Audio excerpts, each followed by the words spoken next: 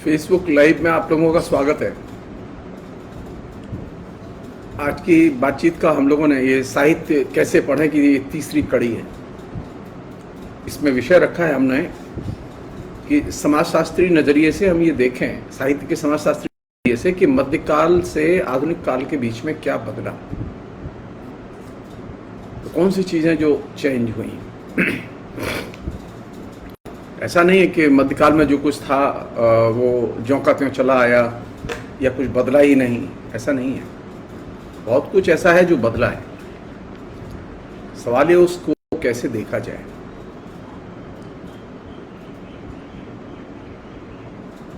जिसे हम लोग साहित्य कहते हैं, तो साहित्य का कॉन्सेप्ट नहीं था। हाँ, काव्य थे, नाटक थे, प्रबंध काव्य थे, महाकाव्य थे, लेकिन साहित्य, लिटरेचर एज ए कैटेगरी वहां नहीं थी। तो ये प्रश्न उठना स्वाभाविक है कि जो पुरानी जो दुनिया थी वो कैसी दुनिया थी, और पुरानी दुनिया से खासतौर पर मध्यकालीन दुनिया, उससे नई दुनिया किस मायने में भिन्न है। कौन सी ऐसी बुनियादी चीजें हैं जो नई दुनिया में आई, जिन्होंने पूरे पूरे परिदृश्य को बदल दिया। मसलन मध्यकाल के पूरे साहित्य में धर्म और भगवान ये बिल्कुल डोमिनेट करते हैं। वो चाहे दक्षिण के लोग लिखे हैं, चाहे पश्चिम के लोग लिखे हैं, चाहे वो उत्तर के लोग लिखे हैं, चाहे जिस जगह के लोग लिखे हैं, धर्म एक प्रभुत्वशाली एक शक्ति था और ईश्वर एक प्रभुत्वशाली नायक था जो साहित्य के केंद्र में था।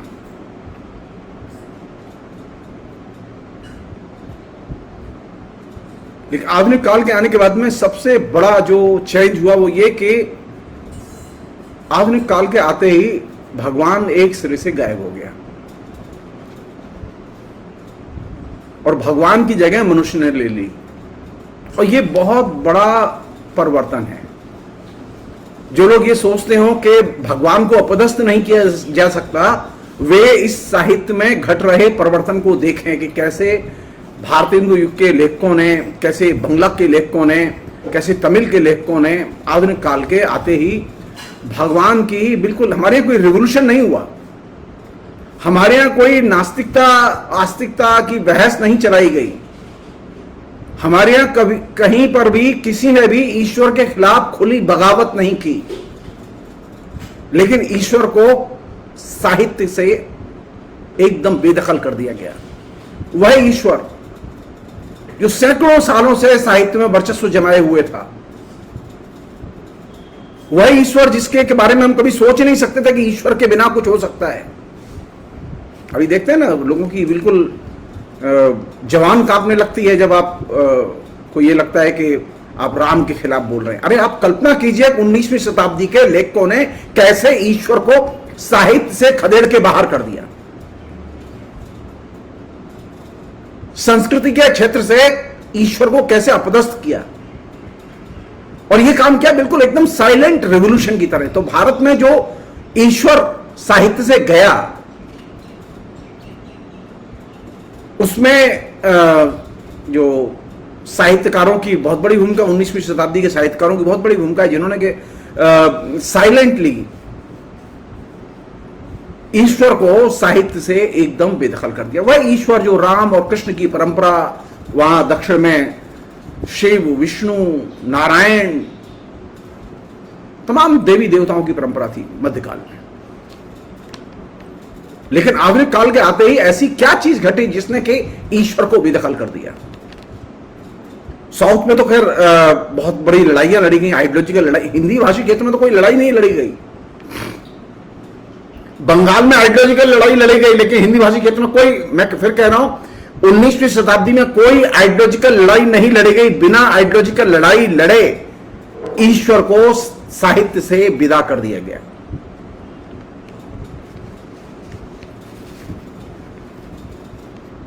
अगर मुझसे पूछे तो ये 19वीं शताब्दी के जो लेखक हैं, ये बहुत क्रांतिकारी हैं कुछ मामले में। अभी तो ईश्वर के खिलाफ बोलने में और लिखने में लोगों की जबान कांपती है। लोग तत्काल नास्तिक और आस्तिक का प्रश्न खड़ा कर देते हैं, लेकिन 19वीं शताब्दी के लेखकों ने कैसे ईश्वर को अपदस्थ किया, यह बहुत महत्वपूर्ण है, उससे सीखा जाना चाहिए। धर्म को कैसे साहित्य से बेदखल किया गया, इसे सीखा जाना चाहिए, और कैसे मनुष्य की प्रतिष्ठा की गई। तो अगर मुझसे पूछें तो मैं ये कहूंगा कि मध्यकाल और आधुनिक काल के बीच में जो बुनियादी फर्क है वो ये कि मध्यकाल में साहित्य के केंद्र में भगवान था, धर्म था, और आधुनिक काल में साहित्य के केंद्र में मनुष्य और उसका सामाजिक यथार्थ है। जीवन के लिए कौन सी चीज जरूरी है?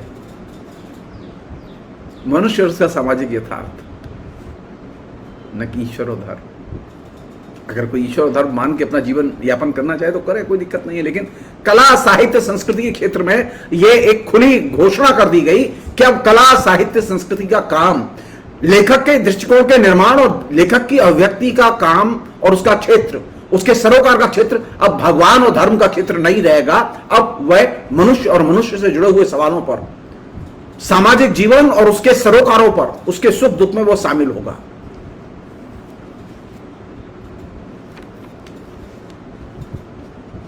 नहीं, ये निहारिका जी ने पूछा है, तो मैं ये कहना चाहता हूं, रीत काल ने धर्म को अपदस्थ नहीं किया, श्रृंगार धर्म को अपदस्थ कर ही नहीं सकता।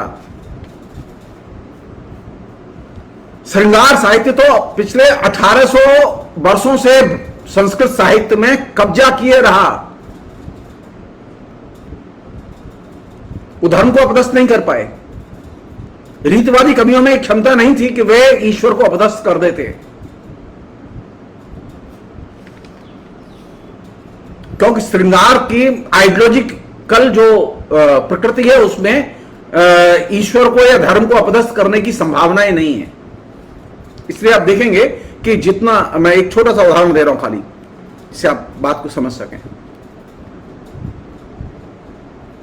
अगर रीतकाल के जरिए ईश्वर को अपदस्थ करने में मदद मिलती तो कंज्यूमरिज्म के साथ में, जिसमें कि सबसे बड़ा कंज्यूमरिज्म का क्षेत्र कौन सा है? श्रृंगार की वस्तुओं का, कॉस्मेटिक्स का, सेंट का,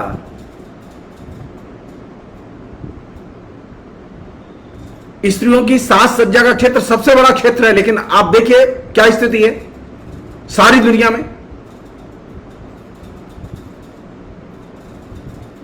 धर्म बेदखल हुआ स्त्रियों के जीवन से?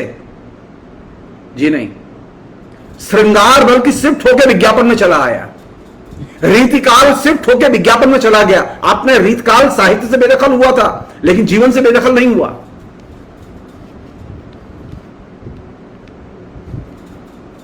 जीवन से धर्म को और ईश्वर को और श्रृंगार को बेदखल करने में सबसे बड़ी भूमिका थी मनुष्य की और उसके सामाजिक यथार्थ की। और मनुष्य और सामाजिक यथार्थ जब रचना के केंद्र में आया तो जाहिर है कि एक नए साहित्य के दृष्टिकोण की, एक नए पैराडाइम की शुरुआत हुई। और ये एक नया पैराडाइम बहुत महत्वपूर्ण पैराडाइम है। जो लोग ये कहते हैं कि श्रृंगार में ये क्षमता है कि वह ईश्वर को चुनौती दे सकता है, वे गलतफहमी में है, वे गलतफहमी में है। क्योंकि श्रृंगार की तो शिफ्टिंग हो चुकी है, श्रृंगार अब वैसे नहीं रहा, रीतकाल का रूप वैसे नहीं रहा, जो वह विज्ञापन में जा चुका है। तो विज्ञापन तो एक इंटीग्रेटेड है। धर्म की सबसे बड़ी ब्यूटी क्या थी? वो चाहे जो धर्म हो, धर्म की ब्यूटी यह थी कि वहां सबसे ज्यादा जो चीजें थी वो थी काल्पनिक, ऊल जलूल।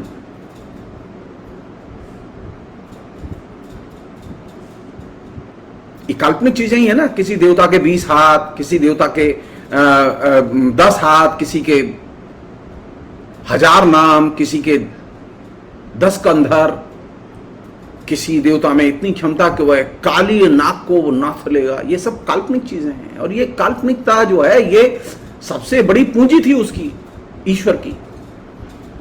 ऊल जलूल कल्पनाएं जब तक जीवन में रहीं, उनका वर्चस्व रहा, ईश्वर की सत्ता बरकरार रही और वह रहेगी। पहली बार ऐसा हुआ कि नेचुरल साइंस की जो 17वीं शताब्दी में दुनिया में खोज सामने आई, उसने सारी दुनिया को प्रभावित किया। जैसा कि मैं पहले एक बार कह चुका हूं कि साहित्य का कोई भी प्रश्न ग्लोबल या विश्व पर्सपेक्टिव के बिना डिस्कस नहीं किया जा सकता। हमारे यहां के लेखक राजा राममोहन राय से लेकर भारतेंदु हरिश्चंद्र तक, सबके ऊपर विश्व साहित्य में और विश्व जगत में जो परिवर्तन चल रहे थे उनका गहरा असर था। तो पहली चीज जो बदली, जो बुनियादी चीज थी, वो ये कि मध्यकाल और आधुनिक काल में बुनियादी अंतर क्या है कि मध्यकाल में साहित्य के केंद्र में भगवान है और धर्म है। आप धर्म के बिना किसी भी डिसिप्लिन की कल्पना ही नहीं कर सकते। आप राजनीति, समाज विज्ञान, आप नैतिकता, आप दर्शन, आप कोई भी चीज में जाइए, आप धर्म एक आवरण के तौर पर सब पर पड़ा हुआ है। धर्म के आवरण को हटा के ही आप मध्यकाल में इन तमाम ज्ञान की शाखाओं का अध्ययन कर सकते हैं।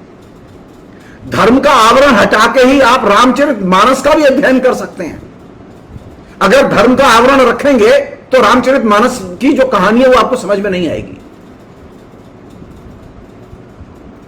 तो मध्यकाल को पढ़ने के लिए मध्यकाल के पूरे लिटरेचर को धर्म के आवरण के बाहर लाना पहली शर्त है। धर्म के आवरण में रख के, ईश्वर के आवरण में रख के आप मध्यकाल के साहित्य को नहीं पढ़ सकते।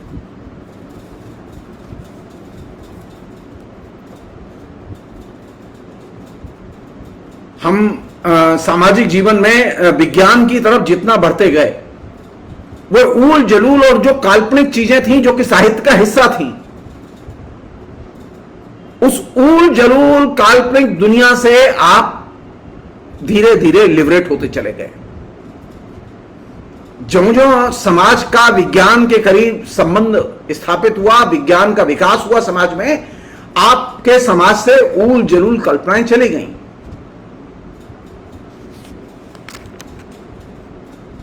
यह संभव था कि आपके यहां कोई लेखक 2000 साल पहले वाल्मीकि जैसा लेखक यह कल्पना करे कि रामायण लिखी जाए, कोई लेखक ये कल्पना करे कि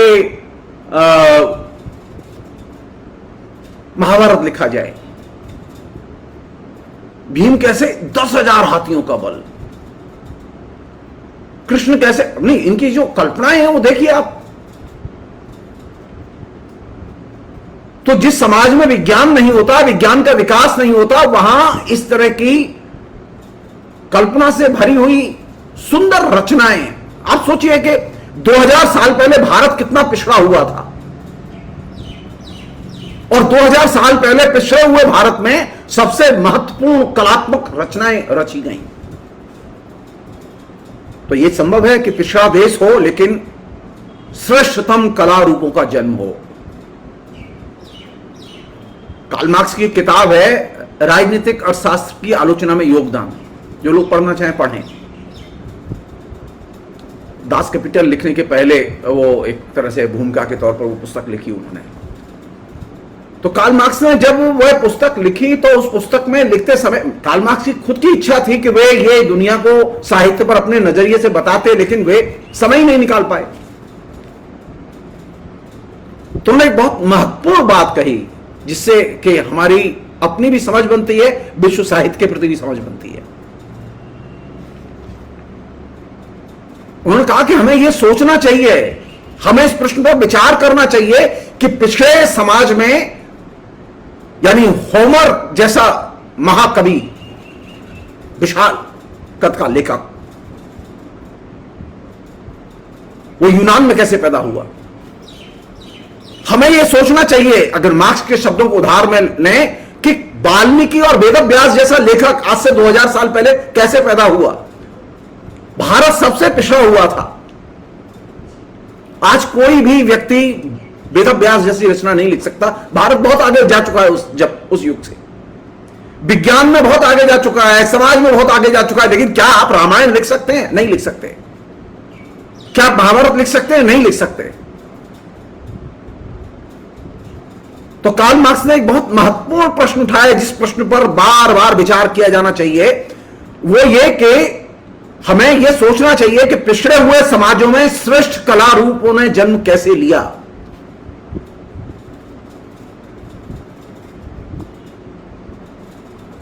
मुश्किल से कार्ल मार्क्स ने उस पूरी पुस्तक में 15-20 पंक्तियां लिखी हैं और बहुत ही मूल्यवान पंक्तियां हैं। वो पूरी दुनिया के साहित्य को देखने में, उसके सामाजिक विकास को देखने में बहुत मदद करती हैं, खासतौर पर पिछड़े हुए समाजों के संदर्भ में।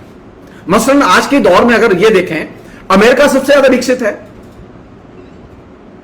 लेकिन सारी दुनिया में सबसे बेहतरीन रचनाएं कहां लिखी जा रही हैं? अमेरिका में बेहतरीन रचनाएं नहीं लिखी जा रही हैं, लैटिन अमेरिका में लिखी जा रही हैं। जो पिछड़े हुए देश है वहां लिखी जा रही, अफ्रीका में लिखी जा रही हैं, एशियाई देशों में लिखी जा रही हैं। कार्ल मार्क्स ने सबसे पहले इस पक्ष की तरफ ध्यान खींचा था कि यह संभव है कि पिछड़ा हुआ समाज हो और वहां श्रेष्ठ कला रूपों जन्म लें। तो 2000 साल पहले हमारा समाज बहुत पिछड़ा हुआ था।